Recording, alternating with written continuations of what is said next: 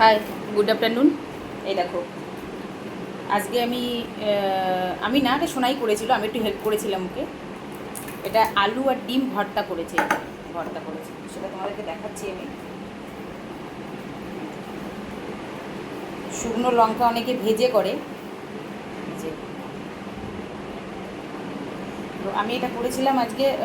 ও সেদ্ধ করে রেখেছিল, আমি শুধু একটু ওর সঙ্গে হেল্প করেছি, ও বাকিটাও করেছে। তো শুকনো লঙ্কা পুড়িয়ে, আমি জানি না খেতে কেমন হবে এটা, বাট খেয়ে তো দেখি। আমার মনে হচ্ছে খেতে খুব ভালোই হবে। আমি খেয়েছি, দারুণ হয়েছে খেতে, তাই না? দারুণ হয়েছে, কিন্তু একটু ঝাল লাগছে, যেহেতু শুকনো লঙ্কাটা পোড়ানো হয়েছে, বেশ ঝাল হয়েছে। এটা ডিম আর আলুর ভর্তা, চলো সত্যি খেতে অসাধারণ হয়েছে। এটা এত ভালো হয়েছে খেতে, আমি ওকে হেল্প করে দিয়েছিলাম, দিয়ে চলে গেছিলাম।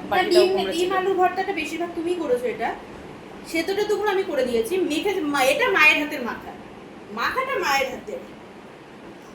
আমি মাখলে এত ভালো হবে না আরো। এটা মায়ের হাতের মাখা, আমি সবকিছু রেডি করে দিয়েছি, মা মেখে দিয়েছে। তো পারলে তোমরা একবার এইভাবে করে খেয়ে দেখো, এটা দিয়ে এক থালা ভাত খাওয়া হয়ে যায়। তোমাদের বাড়িতেও কি এরকম রয়েছে? করবে নিজে আর ক্রেডিট দেবে ছেলে মেয়েকে।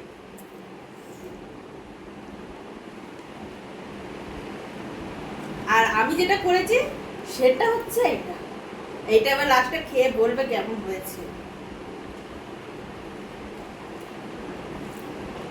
আলুটা খাওয়া স্বাস্থ্যের পক্ষে ভালো নয়, বাট আলুটা খাওয়া স্বাস্থ্যের পক্ষে একদমই ভালো নয়। আমাদের দুজনের পক্ষে তো ভালোই নয়, কিন্তু আলুটাই যেন বেশি খাওয়া হয়ে যায়। আলুর প্রতি এত টান, এত ভালোবাসা। তো যাই হোক, আজকে আর একটা নতুন জিনিস হয়েছে।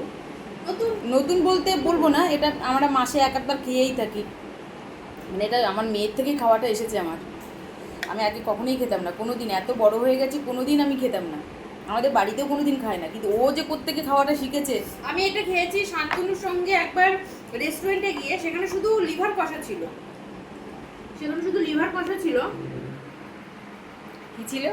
লিভার কষা আর ফ্রাইড রাইস। আমি বারাসাতে লর্ডস বলে একটা রেস্টুরেন্ট আছে, সেখান থেকে খেয়েছি, অনেক পুরনো রেস্টুরেন্ট।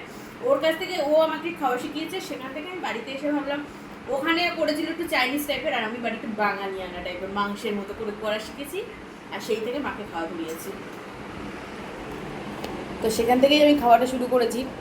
তো সত্যি খুব খেতে ভালো হয় এটা, একদম কষা কষা করে, জল ছাড়া। আর জল দিসনি তো? কিসে? এটার মধ্যে জল একটু জল দিতে হয়েছে অল্প, নাহলে সেদ্ধ হবে না পুরো।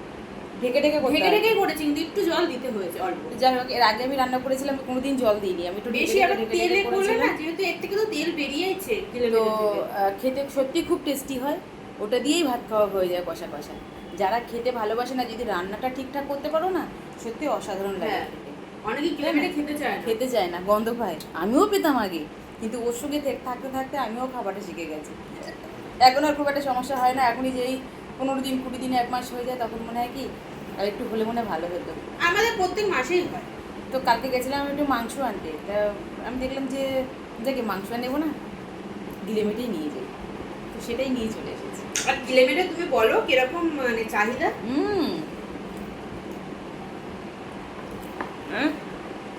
কেটে খাওয়াটার সাথে সাথে বিক্রি হয়ে যায়। কিন্তু আমাদের দোকানদারগুলো এত ভালো, মানে আমাদের জন্য ভালো। এত আমাকে বলছে কি, ম্যাডাম আপনি একটু ঘুরে আসেন, আমি আপনাকে আমারটা জন্য রেডি করে রাখছি। আমি বাড়ি এসেছি, বাড়ি থেকে গেছি, সে কাউকে দেয়নি, রেখে আমার জন্য আলাদা করে তুলে রেখেছে। আমি যদি না যেতাম খুব খারাপ দেখাতো।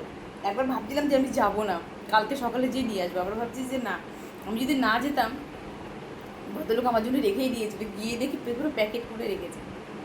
তো যাই হোক, নিয়ে চলে আসলাম। আগে আমরা 1 কেজি করে নিয়ে আসতাম, কিন্তু বেশি হয়ে যায় বলে আমাদের এখন 500 করে আনি। খেতে পারতাম না, 2 দিন 3 দিন ধরে খেতাম। তারপর দেখলাম যে না, এতদিন ধরে একটা জিনিস খাওয়াটা ঠিক নয়, শরীরের জন্য ক্ষতিকারক। তারপর এখন থেকে অল্প করে নিয়ে আসি, ওই 400 500 300 এরকম নিয়ে আসলে মোটামুটি মামে তাই সারাদিন খেয়ে শেষ করতে পারি না, তারপর দিনও থেকে যায় আমাদের। এই